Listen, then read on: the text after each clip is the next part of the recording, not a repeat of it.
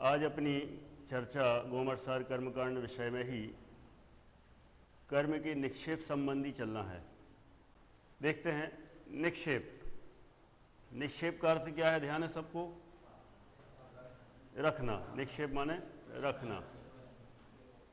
तो निक्षेप में नाम, स्थापना, द्रव्य और भाव, ये चार प्रकार के निक्षेप हैं। स्थापना के भी सदृश और असदृश अथवा तदाकार और अतदाकार, ये दो भेद कहे गए हैं। हमें यदि सबसे पहले जिसको जानना है तो सबसे पहले क्या करना पड़ेगा? उसका नाम रखना पड़ेगा। नाम रखेंगे और उसमें वो चीज़ें गुण हों अथवा नहीं हों, लेकिन उसका नाम तो रखना अनिवार्य है। तो अपन ने जिस विषय को हमें जानना है उसका क्या नाम रखा? अपन ने कर्म नाम रखा। ठीक है, प्रकृति, पाप, मल, कर्म कुछ भी रखो, लेकिन अपन ने कर्म नाम रखा। वे भी नाम सब हैं इसी के। तो इसको क्या कहेंगे? नाम निक्षेप। क्या बोलेंगे? नाम निक्षेप। फिर दूसरे नंबर पर आता है स्थापना निक्षेप, कि उसका हमने नाम तो रख दिया, लेकिन अब उसका अस्तित्व कहाँ खोजें, कहाँ पर हम उसको देखें, कहाँ पर हम उसके सत्ता को जानें। तो ऐसी कौन सी जगह है? तो अब वो जगह ढूंढना पड़ेगी। ऐसी जगह स्थापित करो कि जिससे हमें उसका परिचय हो जाए, हम उसको अच्छे से जान सकें, समझ सकें, कर्म के बारे में हम कुछ कह भी सकें कि हमने देखा है। कोई कहे कर्म देखा? हाँ देखा है। कहाँ है? ये है ना, ये है, ये है, ये है, ये है। तो अपन कर्म देखा यदि कोई कहे तो अपन बता सकते हैं। कोई कहे भगवान देखे? हाँ देखे, मंदिर में है। स्थापना की अपन ने, भगवान की स्थापना की, तो भगवान वहाँ पर हैं। ऐसे ही कर्म देखे कहीं? हाँ देखे हैं, ये सब शरीरों में है। तो इस तरह से इस शरीर में ही उनकी स्थापना कर देते हैं। क्यों कर देते हैं?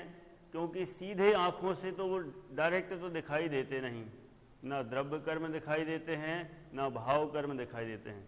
जब दोनों ही कर्म दिखाई नहीं देते हैं तो उनको ये जो दिखने वाली चीज़ है ये भी तो कर्म का रिजल्ट ही है। किसका रिजल्ट है? कर्म का ही रिजल्ट है ये शरीर। तो अपन ने उस कर्म की स्थापना इसी के अंदर कर दी।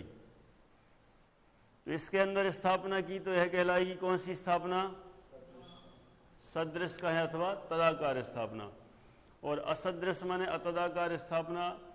जैसे हम कहीं और किसी चीज़ में जो इससे अलग चीज़ हो, जैसे नाटक आदि कर रहे हों उसमें हो, अथवा किसी वस्तु को हमने कहा ये ज्ञानावरण है, ये दर्शनावरण है, ये कोई ये नाम रख दिए।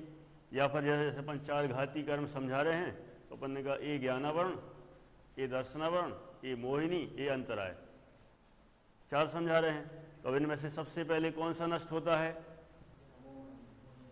तो कौन से नंबर पर है? ये तीसरा। ये कौन सा है? मोहिनी। इसके नष्ट होते ही क्या मिलेगा? सुख मिलेगा। मोहिनी, ये मोहिनी है। हाँ, ये समझाने के लिए अपन ने इसमें मोहिनी बना दिया। अब जब भी कहेंगे ये क्या है? ज्ञानावरण। ये क्या है? ये क्या है? अब बोलो, परिचय हो रहा कि नहीं? जबकि ना ये ज्ञानावरण है, ना ये दर्शनावरण, ना ये मोहिनी, ना अंतराय, लेकिन अपन ने इसमें स्थापना कर दी। अब जब भी थोड़ी देर बाद हम फिर कहेंगे ये क्या है? ये क्या है? ये और ये, इतनी देर बाद भी वही चीजें इसमें दिखाई दे रही हैं। इसका मतलब इन उंगलियों के द्वारा उनका परिचय हो रहा है। तो एक कौन सी स्थापना कहलाएगी? अतदाकार। ठीक है, ऐसे अपन कहीं पे भी कर सकते हैं, समझ में आना चाहिए, ज्ञान करने के लिए अपन स्थापना कर सकते हैं। तो जो सदृश चीज में हो वह है तदाकार, और असदृश चीज में हो वह है अतदाकार स्थापना कहलाती है। तो अपन ने कर्म की स्थापना कर दी इस शरीर में। अब इसके बाद ये कौन से कितने निक्षेप हो गए? दो निक्षेप हो गए। कौन कौन से? दो। नाम और स्थापना दो हो गए।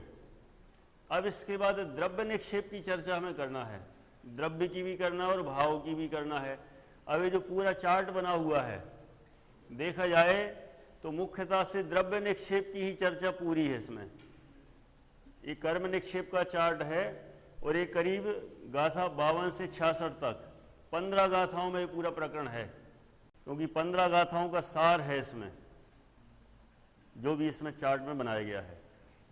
तो देखेंगे सबसे पहले कर्म निक्षेप में इसके अपन ने 4 भेद किए, नाम, स्थापना, द्रव्य और भाव। ठीक, ये 4 हो गए। अब इसमें भी नाम के तो कोई भेद है नहीं, स्थापना के 2 भेद हैं, सदृश और असदृश कहो या तदाकार और अतदाकार कहो, इनकी चर्चा तो हम कर चुके हैं। अब द्रव्य निक्षेप के कितने भेद? पहले 2 भेद, आगम और नो आगम।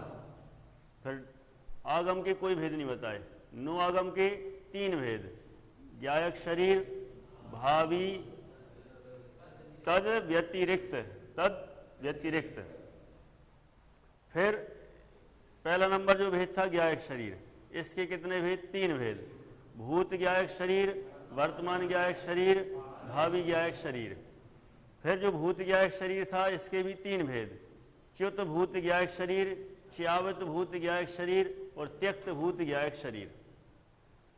फिर त्यक्त के फिर 3 भेद, भक्त प्रतिज्ञा, इंगिनी, प्रायोपगमन। भक्त प्रतिज्ञा का काल बताया है, जघन्य काल, अंतर्मुहूर्त, मध्यम काल, इन दोनों के बीच का रहेगा, और उत्कृष्ट काल 12 वर्ष। ये तो हो गया द्रव्य निक्षेप की चर्चा। इसमें द्रव्य निक्षेप में भी भावी का कोई भेद नहीं है, तद व्यतिरिक्त के 2 भेद हैं, कर्म और नो कर्म। अब इधर गए भाव निक्षेप पे, भाव निक्षेप के 2 भेद, आगम और नो आगम। अब ऐसा लग रहा है क्या चीज, बहुत सारा तो लिखा हुआ है लेकिन कोई भाव भाषण नहीं हो रहा है। तो अब यहां में देखना है, द्रव्य निक्षेप को अपन समझते हैं, फिर भाव निक्षेप की चर्चा बाद में करते हैं। ठीक है, क्या होता है द्रव्य निक्षेप? पहले तो अपन समझ चुके हैं द्रव्य निक्षेप क्या चीज है। किसी का भी भूत और भविष्य की पर्यायों के आधार से, गौरव क्या बोले? भूत और भविष्य की पर्यायों के आधार से उसको वर्तमान में वैसा कहना अथवा वर्तमान में वैसा देखना, वह कहलाता है द्रव्य निक्षेप। ठीक है, फिर से एक बार, कौन सी पर्यायों के आधार से? भूत और भविष्य के आधार से। कब देखना है, कहां देखना है? वर्तमान में देखना है। वर्तमान में वैसा नहीं है, भूत में था अथवा भविष्य में होगा, उसको कहां देख रहे हैं? वर्तमान में देख रहे हैं। ठीक है, तो अब हमें कर्म को ढूंढना है। किसको ढूंढना है? कर्म को। तो द्रव्य निक्षेप से अपन ढूंढेंगे, पता करेंगे, जानेंगे। तो अब कैसे जाने, कैसे देखें? भूत में था और भविष्य में होगा, वर्तमान में नहीं है, कैसे पता करें? अब उसका उपाय यहां देखते हैं। सबसे पहले द्रव्य कर्म के 2 भेद किए, आगम और नो आगम। तो आगम का मतलब क्या है और नो आगम का मतलब क्या है?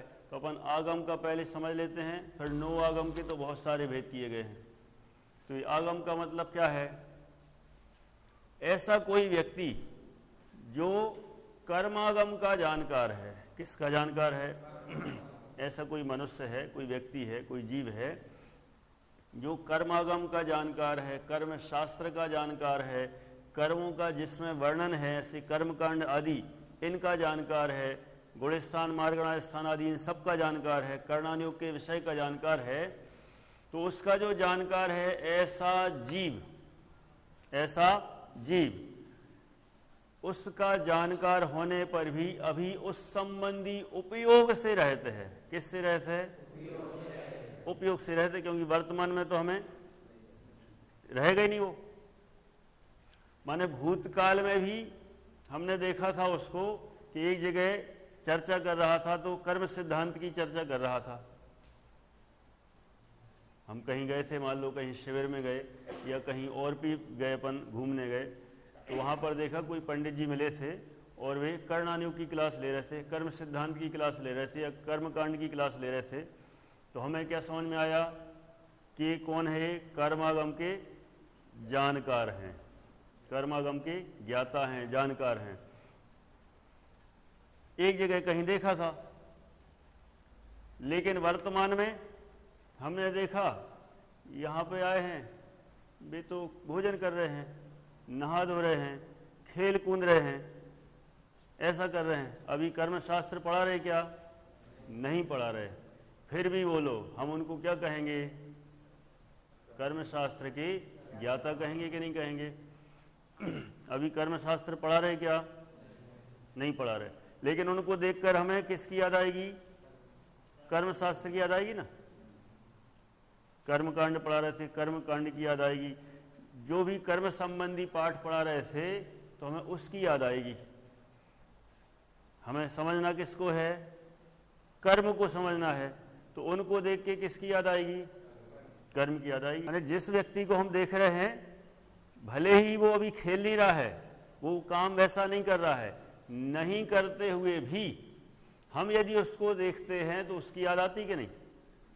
तो यहां पर भी यही बता रहे हैं कि आगम का मतलब ये है कि कर्मागम का जानकार कोई जीव, लेकिन अभी वर्तमान में उस संबंधी उपयोग से रहित है। पूर्व में उपयोग से सहित था। पूर्व में कैसा था? उपयोग से सहित था। तो हमने पूर्व को देखकर वर्तमान में भी उस पर आरोप कर दिया। क्या आरोप कर दिया? क्या आरोप कर दिया? कि कर्मशास्त्र के ज्ञाता हैं। लेकिन हमने देखा है कि कर्मशास्त्र पढ़ाते हैं, तो ये कौन हुए? कर्मशास्त्र के ज्ञाता हुए। तो भूतकाल की पर्याय के आधार से उनको वर्तमान में वैसा देखा जा रहा है। बहुत रोचक विषय है और अच्छा, उपयोग लगाओगे तो मजा आएगा, नहीं तो चला जाएगा। और ये विषय यहाँ से चूका, फिर ये समझ लो कि करणानियोग की और जो हमने बताया ना, सब जगह ये शुरुआत है, बहुत जगह है, फिर कहीं समझ में नहीं आएगा। ये सब जगह का बेसिक है और इसके माध्यम से तो हम हर चीज़ के बारे में जान सकते हैं। तो क्या बताया? आगम का मतलब क्या है? कर्मशास्त्र का ज्ञाता, कर्मागम का जानकार, किंतु वर्तमान में अभी उस संबंधी उपयोग से रहित है। कर्मागम का जानकार कोई जीव, कोई व्यक्ति, कर्मागम का जानकार तो है, लेकिन अभी वह उसके उपयोग से रहित है। तो भी हम उसको वर्तमान में उसके उपयोग से रहित होने पर भी कर्म का ज्ञाता कहेंगे कि नहीं? कर्मागम का ज्ञाता है, वर्तमान में अभी उस संबंधी उपयोग से रहित है। रहित होने पर भी हम उनको क्या देखते हैं? सहित ही देखते हैं। सहित का मतलब उपयोग से भले ही रहित हो, लेकिन हम कर्म का ज्ञाता ही उसको कहेंगे। तो इस कारण इससे हमें भूतकाल की पर्याय को देखकर ही वर्तमान में हम उस पर आरोप लगाते हैं। तो ये क्या हो गया? आगम द्रव्य निक्षेप। क्या हो गया? आगम द्रव्य निक्षेप, इसका पूरा नाम हो गया। यहां तो अपन ने देखा था जीव की मुख्यता से। किसकी मुख्यता से? कर्मागम का जानकार कौन होगा? जीव होगा कि पुद्गल? जीव। यहाँ ये आगम में तो जीव की मुख्यता है। अब नो आगम देखते हैं। नो आगम में अब जीव की मुख्यता नहीं है, अब शरीर की मुख्यता है। आगम में लेना है जीव और नो आगम में लेना है शरीर, और शरीर के अलावा और भी जो भी चीजें हैं। शरीर तो नो कर्म है ही, शरीर के अलावा और भी इससे संबंधित पदार्थ भी क्या हैं? नो कर्म है। तो अब हमें यहाँ नो आगम में किसको देखना है? शरीर को। हम उसका शरीर देखेंगे जो कर्मागम का जानकार है। कर्मागम का जानकार है उसका शरीर। अब उसमें भी तो हमें क्या देखना है? कर्म ही तो देखना है ना। तो अब इसके भी नो आगम में जो शरीर देखना है, उसके भी तीन तरह से भेद किए गए हैं। एक तो ज्ञायक शरीर, एक भावी, एक तद्व्यतिरिक्त। तो ज्ञायक शरीर से क्या लेना, भावी से क्या लेना, तद्व्यतिरिक्त से क्या लेना, ये अपन को समझना है। सबसे पहला ज्ञायक शरीर। ज्ञायक शरीर देखो, नाम ही इसका ज्ञायक शरीर। ज्ञायक माने जानने वाला, जो ज्ञाता है। उस ज्ञाता का क्या लेना है? शरीर लेना है अपन को। जीव की अभी बात नहीं कर रहे हैं। किसकी बात कर रहे हैं? शरीर की बात कर रहे हैं। अच्छा, ये सब पढ़ के हमें समझना किसको है? कर्म को समझना है। हम किससे समझ रहे हैं कर्म को? द्रव्य निक्षेप के द्वारा समझ रहे हैं। जो इससे भी कर्म की पहचान होती है, कर्म के बारे में जानकारी मिलती है, पता चलता है। तो अब यहाँ पर सबसे पहले ज्ञायक शरीर जो भेद किया है, तो ज्ञायक माने वो कर्मागम का जो जानने वाला जो जीव है, उस जीव का क्या लेना है, यहाँ पर मात्र शरीर लेना है, शरीर। इसके भी कितने भेद किए, 3, भूत ज्ञायक शरीर, वर्तमान ज्ञायक शरीर, भावी ज्ञायक शरीर, 3 भेद हो गए। तो भूत ज्ञायक शरीर कौन होगा, जो भूतकाल में जो कर्मागम का जानकार था, ऐसा जीव जो कर्म संबंधी उपयोग से रहित था, ऐसे उस जीव का शरीर। तो भूतकाल का मतलब समझना है पिछले जन्म का, भूतकाल का मतलब पिछले जन्म का। ऐसे उस कर्मागम के जानकार जो जीव है, उस जीव का पिछले जन्म का शरीर, वो लेना है यहाँ पर भूत ज्ञायक शरीर। ज्ञायक शरीर माने कर्मागम का जो जानकार है, किंतु उस संबंधी उपयोग से अभी रहित है, ऐसा उस भूतकालीन शरीर की संबंध में बात कर रहे हैं। तो यहाँ ज्ञायक शरीर का एक भूत ज्ञायक शरीर माने भूतकाल का शरीर, वर्तमान ज्ञायक शरीर माने वर्तमान का शरीर, और भावी ज्ञायक शरीर मतलब भविष्य माने अगले भाव में जो उसको शरीर मिलेगा। किसको शरीर मिलेगा, कर्मागम के ज्ञाता को। किसको, कर्मागम के ज्ञाता का जो भविष्य काल में अगले भाव में जो शरीर मिलेगा, वह कहलाता है भावी ज्ञायक शरीर। हो गया, क्लियर है। फिर से देखो, ज्ञायक शरीर के कितने भेद, 3 भेद, भूत ज्ञायक शरीर, वर्तमान ज्ञायक शरीर, भावी ज्ञायक शरीर। तो ये भूत ज्ञायक शरीर में कौन सा लेना है, पिछले जन्म का, वर्तमान ज्ञायक शरीर इसी भाव का, और भावी ज्ञायक शरीर अगले भाव का जो आने वाला है नेक्स्ट फ्यूचर में। तो इन सब का क्या लेना है, शरीर। अच्छा, अब देखें तो जो भूत ज्ञायक शरीर है, भूत ज्ञायक जो शरीर है, उसने जो छोड़ा होगा पिछले भाव में, तो अब वह भी छोड़ने की 3 तरह की पद्धति हैं। कितने तरह की पद्धति, 3 तरह से शरीर छोड़ा जाता है। च्युत भूत ज्ञायक शरीर, च्यावित भूत ज्ञायक शरीर, त्यक्त भूत ज्ञायक शरीर। वास्तव में देखा जाए तो इनका पूरा नाम पता क्या बनेगा, च्युत भूत ज्ञायक शरीर नोवागम द्रव्य निक्षेप। ठीक है, च्युत भूत ज्ञायक शरीर नोवागम द्रव्य निक्षेप, ये पूरा नाम है इसका। ऐसे ही इसका च्यावित भूत ज्ञायक शरीर नोवागम द्रव्य निक्षेप, ऐसे ही त्यक्त भूत ज्ञायक शरीर नोवागम द्रव्य निक्षेप, ये पूरा नाम है। तो अपन को देखना है च्युत भूत ज्ञायक, च्यावित भूत ज्ञायक और त्यक्त भूत ज्ञायक। तो वो 3 जो कंडीशन बताई थी वही हैं। च्युत, च्युत माने आयुषय से च्युत हो गया, पिछले भाव में यहाँ वो सब लगा के रखना ही है।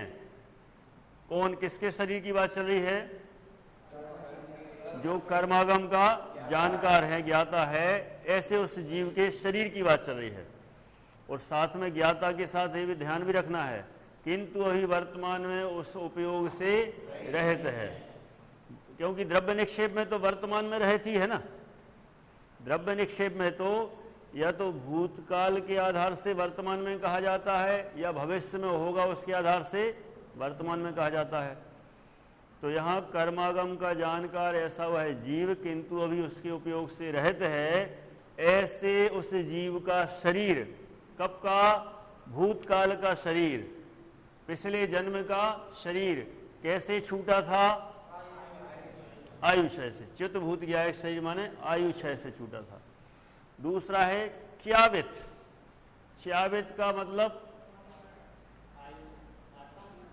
अकाल मरण से, च्यावित मतलब अकाल मरण से छूटा। इसके लिए एक शब्द और है इसमें, शास्त्र में भी आएगा, कदली घात मरण। कौन सा घात मरण जानते हो, कदली घात। कदली माने होता है केला, है ना, मराठी में भी कदली बोलते ना, केड़ बोलते हैं, चलो संस्कृत में बोलते कदली। तो एक कदली घात मरण भी बोला जाता है। अब ये कैसा होता है, क्या है, इसकी डिटेल अपन बाद में करेंगे, पहले एक बार पूरा चार्ट समझ लें। ये हो गया आयु क्षय से छूटा हुआ सहज रूप से, माने जब आयु पूरी हो गई तो अपने आप मरण हो गया, ऐसा शरीर। दूसरा अकाल मरण से छूटा ऐसा शरीर। और तीसरा त्यक्त, त्यक्त माने छोड़ा, छोड़ा माने कैसे छोड़ा? समाधि मरण से छोड़ा। कैसे छोड़ा? समाधि मरण से छोड़ा। 3 हो गए, 3 टाइप के मरण। अच्छा, समाधि मरण से छोड़ने के भी 3 सिस्टम हैं। कितने सिस्टम हैं? 3 सिस्टम हैं। बता सकते हैं कोई कैसे? देखो यहां लिखे हैं, भक्त प्रतिज्ञा, इंगिनी, प्रायोपगमन।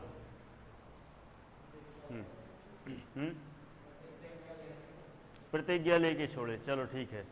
प्रतिज्ञा लेके शरीर छोड़े तो क्या हो गया? भक्त प्रतिज्ञा।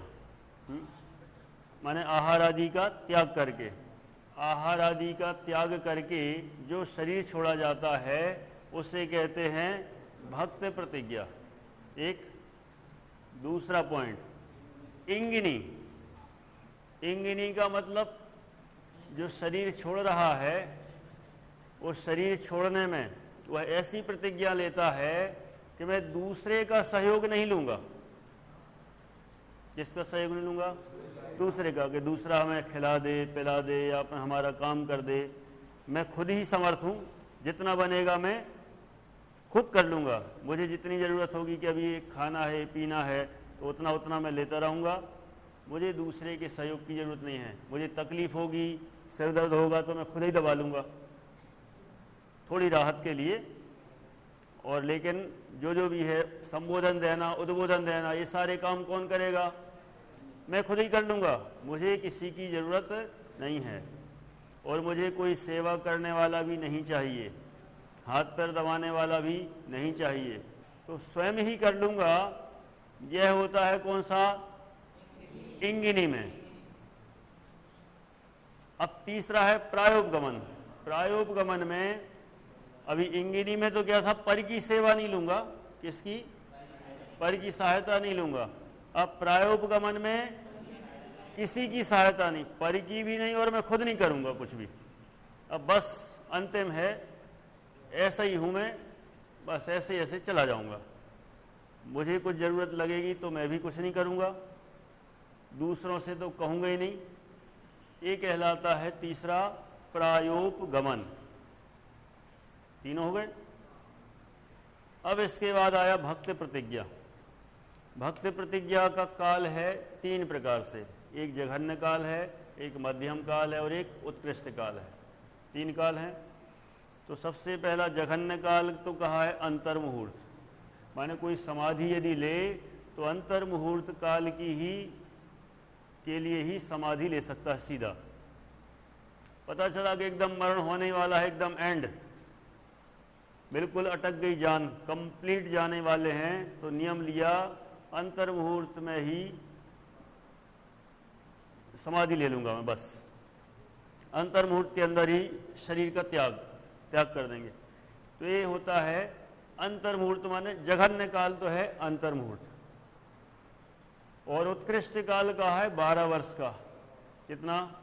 12 वर्ष।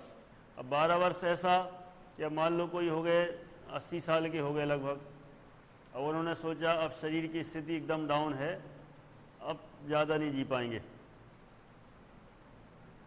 शरीर की स्थिति भी डाउन है और अब चांस नहीं है कि हम आगे 100 साल तक जिएंगे।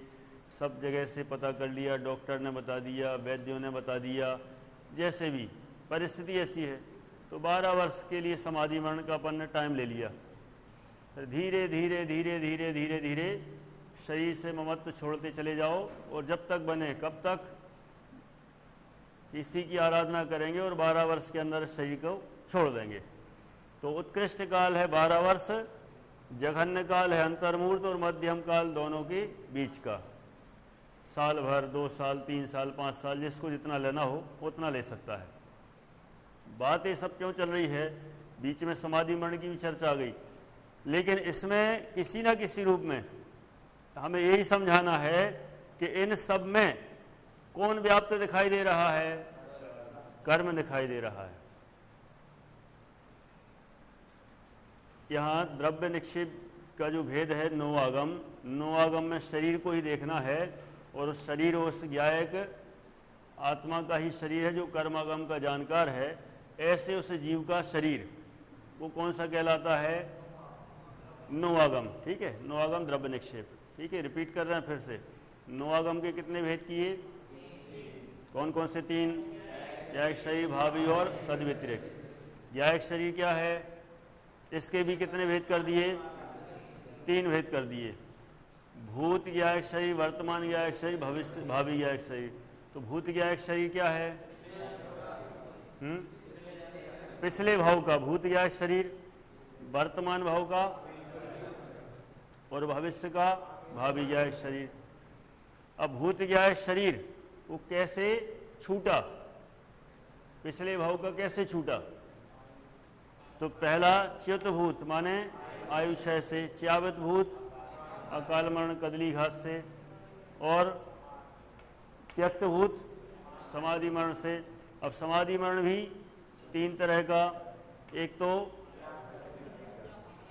आहार आदि का धीरे धीरे त्याग होना, फिर इसके बाद पर की सेवा से रहित स्वयं ही सेवा करना, और प्रायोगमन स्वपर सेवा सबसे रहित हो जाना, उससे शरीर छोड़ना। भक्त प्रतिज्ञा भी 3 इसके काल हैं, जघन्य काल, अंतर्मुहूर्त, उत्कृष्ट काल 12 वर्ष और मध्यम काल दोनों के बीच का। ये यहाँ तक की चर्चा हो गई। अब हमें देखना है कि ज्ञायक शरीर का एक भेद था, वर्तमान ज्ञायक शरीर, भावी ज्ञायक शरीर। ये दोनों क्या है, समझ गए? क्या समझे इसमें?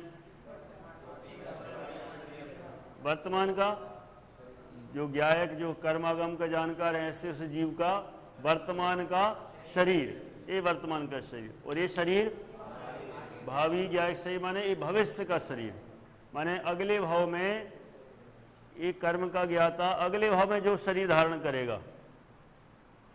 तो अगले भाव का भी जब वो शरीर बनेगा तब भी उसको क्या कहा जाएगा? कर्मागम का ज्ञाता कहा जाएगा कि नहीं? भविष्य में कोई कुछ बनता है तो वही नाम मिल जाता कि नहीं? अब भविष्य में रावण तीर्थंकर बनेगा, कौन बनेगा तीर्थंकर? रावण बनेगा। रावण तो है ही नहीं कोई, रावण नाम की तो सत्ता ही नहीं है अभी, वो तो उस समय था। लेकिन अपन क्या कहते हैं? रावण तीर्थंकर बनेगा भविष्य में। तो देखो, तीर्थंकर बनेगा तब भी किसकी याद आ रही है? रावण की याद आ रही है। सिद्ध बन जाएगा, कौन बनेगा सिद्ध? रावण बन जाएगा। तो हम सब उसको नमस्कार करेंगे, किसको? रावण को नमस्कार करेंगे। गजब है। तो भविष्य में भी कुछ भी होगा उसमें हमें किसकी याद आ रही है? रावण की याद आ रही है। ऐसे ही भावी ज्ञायक शरीर कर्मागम का जो जानकार है, ऐसा यदि उसका मरण भी हो जाए और भविष्य में कहीं जन्म ले, देव में जाए या कहीं पे, तो मान लो देवगति में गया, तो अपन क्या कहेंगे? देवगति में गया तो उसको क्या कहेंगे? किसको? देवगति को जीव कहेंगे। यदि कर्मागम का जानकार था तो हम उसको देख के किसको याद करेंगे? वो कर्म को याद करेंगे कि यार ये जो है ना देव बन गए। मान लो यहाँ आ जाए कोई घूमते घामते कोई देव और यहाँ के बैठ जाए, पिछले भाव में अच्छे करणानुयोग के विशेषज्ञ थे और वो घूम फिर के आए इधर और उन्हें बताया कि मैं ऐसा ऐसा था, तो अपन कहेंगे अरे ये तो वही है। कौन? कर्मागम के ज्ञाता। तो ऐसे ही जो कर्मागम का जानकार होगा, भविष्य में जो भाव लेगा, शरीर लेगा, तो उसको देखकर भी किसकी याद आएगी? कर्म के ज्ञाता की याद आएगी, माने कर्म की याद आएगी। तो भविष्य में भी कर्म याद आ रहा है, भूतकाल में भी कर्म याद आ रहा है, वर्तमान में भी कर्म याद आ रहा है। आ रहा कि नहीं आ रहा है? लेकिन यहाँ द्रव्य निक्षेप की बात चल रही है, तो ये भूत के अनुसार वर्तमान में याद आ रहा है, अथवा भविष्य में होगा तो भी वर्तमान में याद आ रहा है। तो ये कहलाता है द्रव्य निक्षेप। अच्छा, अब यहाँ एक चीज और क्या है? ये यहाँ नोआगम के 3 भेद कहे थे, ज्ञायक शरीर, भावी और तद व्यतिरिक्त। एक यहाँ भावी है और एक यहाँ भावी है। दोनों भावी में क्या अंतर है? नोआगम का एक भेद भावी और यहाँ एक भावी। यहाँ हमने वैसे 3 पॉइंट रखे हैं, 3 पॉइंट। देखो, आगम द्रव्य निक्षेप और आगम भाव निक्षेप। ये आगम यहाँ है, ये आगम यहाँ है, इन दोनों में क्या अंतर है अपन अभी देखेंगे। और ये नो आगम है और ये नो आगम है, इन दोनों में क्या अंतर है, ये दो, और ये तीसरा ये भावी और ये भावी, इनमें क्या अंतर, दोनों सेम है। तो इस भावी और इस भावी में कोई अंतर बता सकता है? ये भावी है, ये तो क्या है, जो शरीर था, ये तो कर्मागम का जानकार था, उसका शरीर था, और ये यहाँ पर ये अभी कर्मागम का जानकार भी नहीं है। एक कर्मागम का जानकार भविष्य में होगा। कब होगा? ये तो अभी कर्मागम का जानकार है, और ये कब होने वाला है? भविष्य में होने वाला है। तो कर्मागम का जानकार जो जीव भविष्य में होगा, उस संबंधी उपयोग से रहित होगा। ऐसे उस जीव का शरीर, क्या लेना, ऐसे उस जीव का शरीर, माने शरीर भी भविष्य में, कर्मागम का जानकार भी भविष्य में, सब कुछ भविष्य में, और उस संबंधी उपयोग से रहित भी भविष्य में। तो भविष्य में जो होने वाला है उसको वर्तमान में कहना, उसको कब कहना? वर्तमान में कहना। ये भी क्या है? ये भावी नवागम द्रव्य निक्षेप है। जो भविष्य में होने वाला है उसको वर्तमान में कह सकते कि नहीं? कर्म का ज्ञाता हुआ नहीं, फिर भी कर्म का ज्ञाता कह देना, तो ये कहलाता है ये भावी नवागम द्रव्य निक्षेप। अब ये है तद व्यतिरिक्त। ये तद व्यतिरिक्त क्या है? इसके दो भेद कहे, कर्म तद व्यतिरिक्त और नो कर्म तद व्यतिरिक्त। तो कर्म तद व्यतिरिक्त वो है जिससे कर्मों की संरचना होती है, ऐसे विश्रसोपचय वगैरह। ये विश्रसोपचय क्या होते हैं? एक तरह से जिनसे मिलकर कार्याण वर्गणाएं बनती हैं और उनसे कर्मों की संरचना होती है, वे कहलाता है तद व्यतिरिक्त। देखो नाम ही है तद व्यतिरिक्त। तद माने उससे, ये जो दो है ना, नोआगम का एक भेद है ज्ञायशयी, दूसरा है भावी, और इन दोनों से व्यतिरिक्त अब जो कुछ बचा, जो मटेरियल, कच्चा रॉ मटेरियल जिससे कर्म की संरचना होती है, तो वो कहलाएगा कर्म तद व्यतिरिक्त। और नो कर्म तद व्यतिरिक्त जो इन कर्मों के बंधन में और उदय में सहयोगी होती है सामग्री, वो कहलाती है नो कर्म तद व्यतिरिक्त। जो कर्म के बंध और उदय में जो सामग्री सहयोगी होती है उसे क्या बोलते हैं? नो कर्म तद व्यतिरिक्त। और जिससे कर्मों की संरचना होती है वह है कर्म तद व्यतिरिक्त। ये हो गया नो आगम का भेद तद व्यतिरिक्त। अब बचा अंतिम कौन सा? भाव निक्षेप। इसमें भाव निक्षेप में तो ये होता है कि भूत में क्या था कोई मतलब नहीं, तो मार्ट साहब रहे थे वहाँ स्कूल में, यहाँ तो हमारे साथ रिजर्वेशन के लिए लाइन में ही लगे हो, यहाँ हमारे मार्ट साहब नहीं हो। कोई ऐसे होते ना कि ए लड़के छोरे मेरी टिकट ले लेना, या अपन बैंक में लाइन में लगे हों पासबुक एंट्री के लिए, अपने यहाँ लगते ना खूब SBI बैंक में, तो अपन लाइन में लगे हैं आगे, और अपने माँ साहब आए, पुराने स्कूल में पढ़ाते थे अपन को, और उन्होंने देखा रही तो मेरा स्टूडेंट है, ये ले लेना, हमारी एंट्री करा दो, या फिर ट्रेन की टिकट लेने के लिए खड़े हैं, ये ले लेना। मैं क्या बोलूँ? अरे मैं तेरा गुरु हूँ, मैं तेरे को पढ़ाया, भूल गया क्या? आप गुरु कब थे? जब पढ़ाते थे तब थे, अब मुझे कोई मतलब नहीं। अभी तो आप क्या हो? अभी तो आप टिकट लेने आए, लाइन में लग जाओ, मेरा टाइम खराब मत करो, नहीं तो मुझे टाइम खराब हो जाएगा, मुझे जल्दी जाना है। ये नहीं कह रहा हूं कि ऐसा करना चाहिए, बात यह है कि वर्तमान में जो जो काम कर रहा है उसको वही देखना, वही कहना। ये किसका काम है? भाव निक्षेप का काम है। भूत और भविष्य से कोई मतलब नहीं है। भीख मांग रहा है तो उस समय वो कौन हुआ? भिखारी ही हुआ। ऐसे ही है, दुकान चला रहा है तो शॉपकीपर हुआ, उस समय वो सब पुराना नया छोड़ दो। ना भूतकाल से मतलब है ना भविष्य से मतलब, वर्तमान में जो व्यक्ति जैसा काम कर रहा है उसको वैसा ही देखना, यह भाव निक्षेप है। तो यहाँ भाव निक्षेप का ये दो भेद किए, आगम और नो आगम। तो यहाँ आगम में क्या लेना और नो आगम में क्या लेना? आगम में लेना है जीव और नो आगम में थोड़ा सा कुछ और लिया है इसमें। आगम में क्या लेना? अच्छा कोई बताएगा? कर्मागम का जानकार जीव और उस संबंधी उपयोग से सहित। पढ़ा रहे हो तो ही पंडित जी, प्रवचन कर रहे हो तो ही पंडित जी हो, बाकी हम किसी को पंडित जी नहीं मानते। किसको पंडित जी मानेंगे? प्रवचन कर रहे हो तो यहाँ कर्मागम का जानकार और उस संबंधी उपयोग से सहित ऐसा वह जीव आगम भाव निक्षेप जानना चाहिए। और यहाँ नो आगम नहीं, नो आगम में एक चीज और ली है। क्या ली है?